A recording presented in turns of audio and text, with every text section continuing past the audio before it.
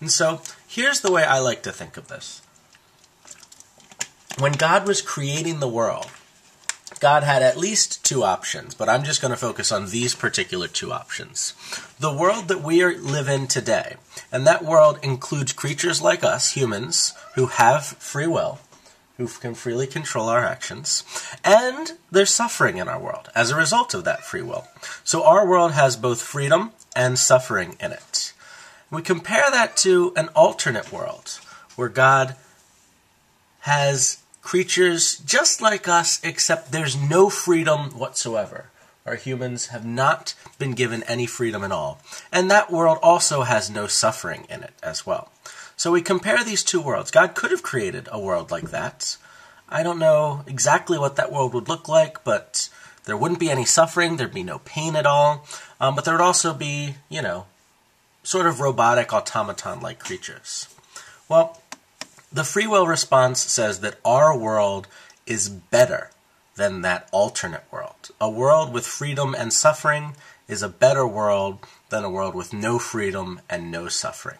And, according to the free will response, God knew this. God thought about it and said, yeah, I'm going to make the better of the two possible worlds. I'm going to make the world that we actually live in today. So let's turn and actually try to evaluate this particular response. What do you think? Is this a good response to the problem of suffering? Does this explain why there's evil in the world, why there's suffering out there?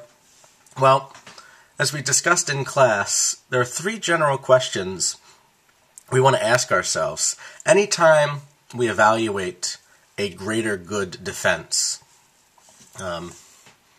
A greater good response to the problem of suffering. We first want to ask whether the response is true, do we believe it? And then we want to ask whether it's worth it and whether it's necessary. By worth it, we mean, does the benefit we get from this response actually outweigh the negatives of the suffering that's in the world? And furthermore, is it necessary? That means, do we really need to suffer to get whatever benefit it is we're supposed to get in this greater good defense? Or could we get that benefit in a world without suffering? Or could we get that benefit with less suffering? So does it explain all the suffering in our world is another question we need to ask. Well, let's tackle each one of these in turn. I don't want to spend too much time on this first one. Is it true? Do humans have free will? Well, this itself is a huge, hotly debated philosophical question.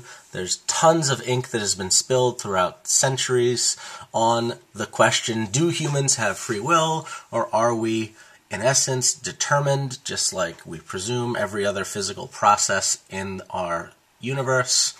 If you're interested in this debate, you can check out part of our textbook, sections 3.5 to 3.8, has a whole section on free will, versus libertarianism and determinism and compatibilism, all that sort of fun stuff.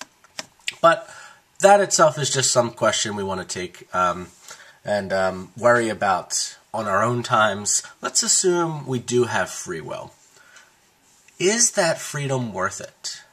Is freedom worth all the suffering that comes with humans having free will? What do you think? Is it worth it?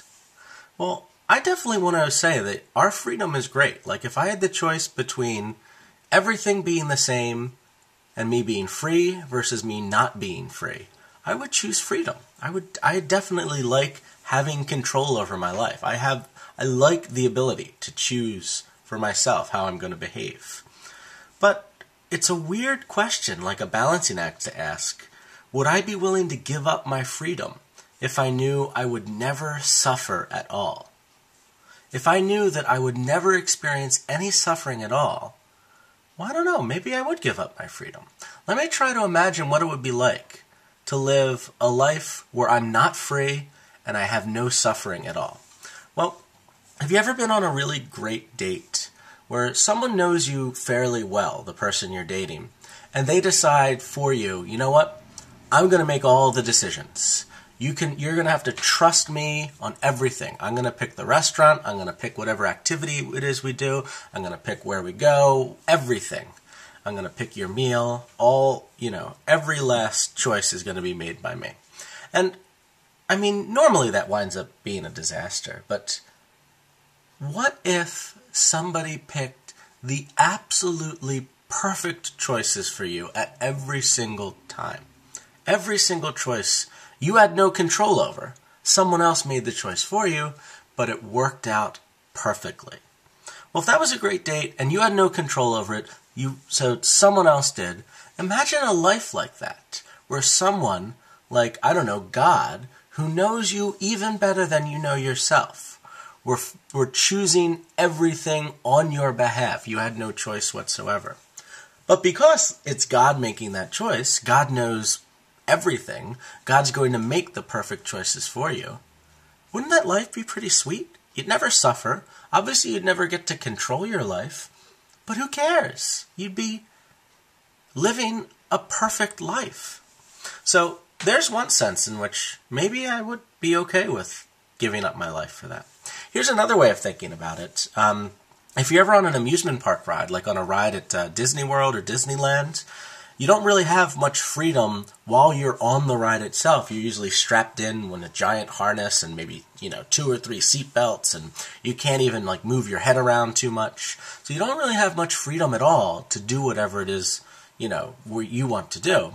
You just literally just along for the ride. Well, imagine if your life was like that. It was one long Disney ride where you had literally no control over your body. You couldn't decide, well, I want to turn left right now, and you turn left. Or, I want to take a nap right now, and you go and take a nap. But this was one long Disney ride that was completely exciting and fantastic the entire time. There was never a turn where you said, no, I don't want to do this. No, this turned out to be bad. There was always you start to turn and you go, oh, where am I going now? And it turns out to be awesome. Then you make some other turn, and that turns out to be even more awesome. And wherever you go, there's no suffering, there's no badness, everything's awesome.